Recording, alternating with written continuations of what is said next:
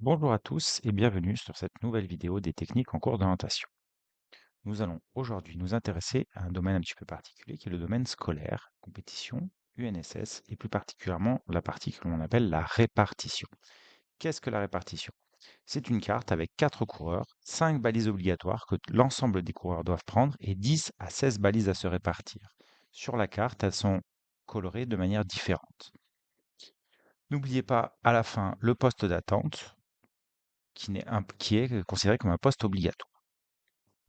Le déroulé de la répartition. Dans un premier temps, le jeune coach est seul à avoir accès à la carte. Pendant 1 minute, il prend connaissance de la carte, l'analyse et fait une répartition en répartissant les balises optionnelles sur ses 3 camarades. Ici, on voit une zone rouge, une zone jaune, une zone verte et une zone bleue.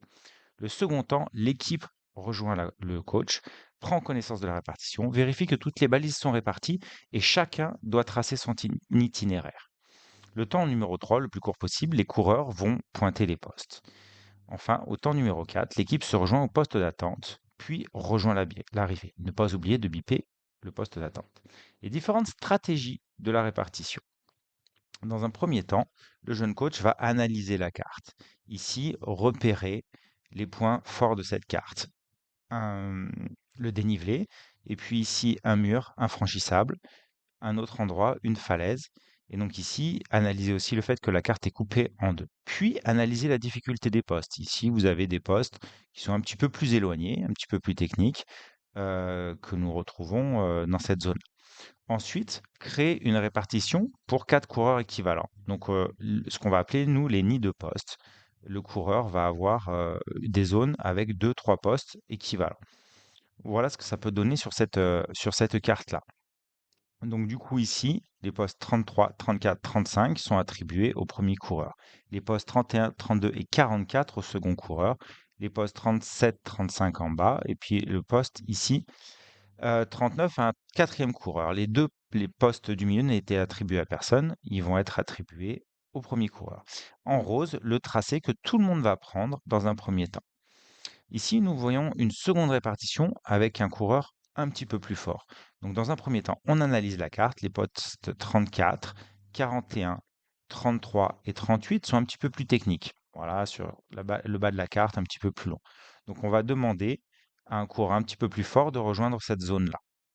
Ensuite, on va répartir les autres zones de manière un petit peu équivalente pour nos coureurs. Voilà, donc on a vu un petit peu les différents types de répartition. Maintenant, on va parler stratégie de course. Ici, vous allez avoir un tracé rose qui est commun aux coureurs ensemble. Donc là, l'idée, c'est que les 4 coureurs aillent jusqu'au premier poste ensemble. Ensuite, le coureur A va se décrocher, faire ses postes. Le coureur B et C vont courir ensemble jusqu'au poste suivant, et ainsi de suite. Chacun a sa propre trace, mais une partie va être commune, et l'objectif, c'est d'amener le plus loin possible le plus grand nombre de coureurs ensemble pour que le trajet soit sûr à 100%. Ensuite, on arrive au poste d'attente.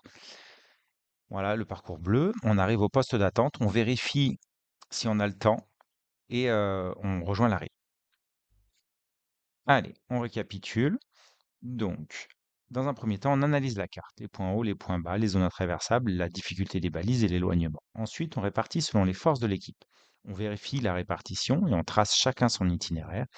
On s'attend au poste d'attente et on le bip. On vérifie si possible que tous les postes ont été pris. Si on n'a pas le temps, pourquoi je dis si possible? Je dis si possible parce que le classement se fait à la place. Et donc du coup, si une équipe arrive juste en même temps que nous, l'important c'est d'arriver à passer la ligne avant cette équipe. Et donc du coup, il faut que je prenne le risque ou pas de vérifier et de perdre un petit peu de temps, perdre une place ou deux, hem, le temps de vérifier mes postes. Voilà, donc si je joue la gagne, il y a tout intérêt à ce que je sois sûr de mon coup avant d'enchaîner.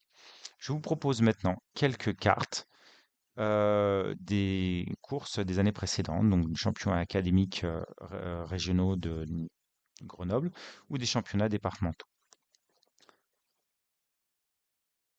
Vous pouvez prendre ces cartes, appuyer sur pause, les analyser et en discuter avec vos partenaires ou avec votre professeur.